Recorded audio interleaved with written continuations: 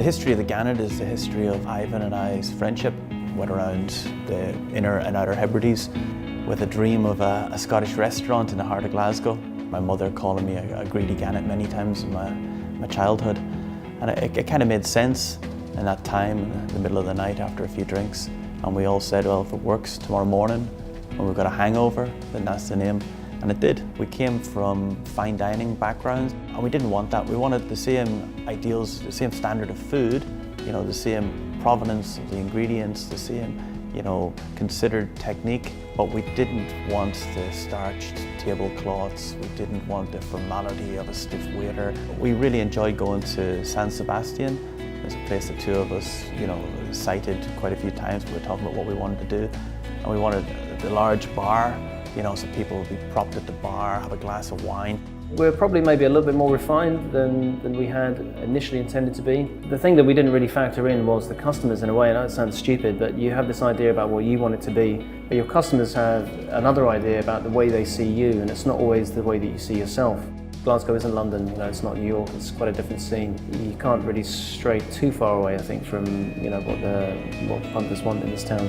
We offer an a la carte, which is 4, maybe 5 starters, 4 or 5 main courses. We always have a couple of specials on the board, which change depending on what we're getting that's good from the suppliers at that moment. We've also brought in 2 tasting menus. My wife's a vegetarian. You know, I know the importance of looking after everybody. So it really varied the clientele. We do have a good core of regular customers. A lot of them are sort of West End diners that have dined out for years. I know a lot of them from other restaurants and recognise the faces, and yeah, it's nice to be able to see them coming into the restaurant.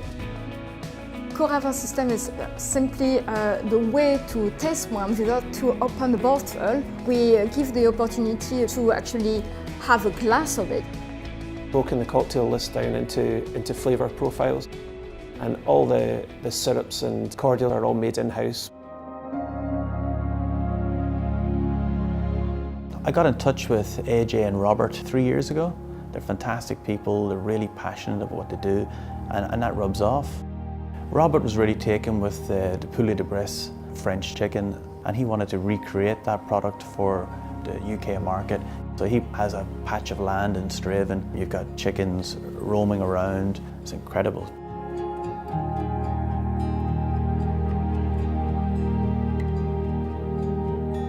They have to trust us that what it says on the menu is exactly what it is. So when they sit down, and at the moment we put ourselves out there and we've got chicken as the main course on our tasting menu. And some people may turn their nose up to this, but when you sit down and you eat chicken from St. Bride's Farm, it's like chicken you had as a kid. It's fantastic, it's got proper flavour, it's not watery in the slightest. But asparagus is an elusive one. It only grows for a couple of months most of the year, and it comes up, and within 24 hours it's coming up again. By the time they've done one side of the field, it's starting to grow again, and you take a bite out of it when it's fresh out of the ground. It's like eating fresh peas out of the pod for the first time. Incredible. We had a supplier who supplied the restaurant with garnish and microgreens. I decided to give it a go for the restaurant. Bought a couple of light boxes and started growing them in my spare room. And I grow a lot of the garnish. We do some radish, some fennel cress, all different types. Because I'm so handy across the road, the guys send me a message just before I'm coming in from a shift to ask me to bring in some extra garnish for them. So yeah, so it's very local and very fresh. There has to be a sense of formality in a kitchen, there has to be leadership in a kitchen, and there has to be one voice in a kitchen at any one time, so that everybody's pulling together in the same direction. It would be cool to have everybody been able to do their own wee thing here and there, but it just doesn't work like that. You know, when you've got a busy restaurant, people are coming in certain times, everything has to be like a military operation. It's very difficult. You know, you get chefs coming in, and unless they give it about 4 months, they'll never get it. It will be very hard. It is very, very hard for the first 3 months, I'd say. Anybody that comes into the kitchen, I tell them that we're not willing to let the standards slip. I think the day that you kind of turn a blind eye to a plate of food, leaving the past that you know isn't right, is the day that you might as well hang up your chef jacket. You know, you got to be able to stand behind everything that goes out to the customer, because you're only as good as your last meal. Getting the right staff behind you or with you side by side, that is the most important thing for a restaurant. Well, this is our 5th year been open. In a lifespan of a restaurant, that's a long time.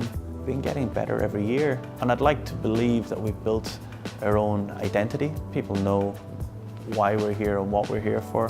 What we would like is for the business to become more of a collaboration between, you know, front of house to back of house, push the business forward and seeing where we can bring it. In the next 5 years, I just hope that we're still busy. I hope that we're still relevant, given all the changes that have happened around here in Finnieston. Everyone's talking about how it's been transformed into the kind of most exciting dining place in Glasgow. Until we know, until we've reached a plateau where we're not creating anymore, we'll just keep striving for whatever's next.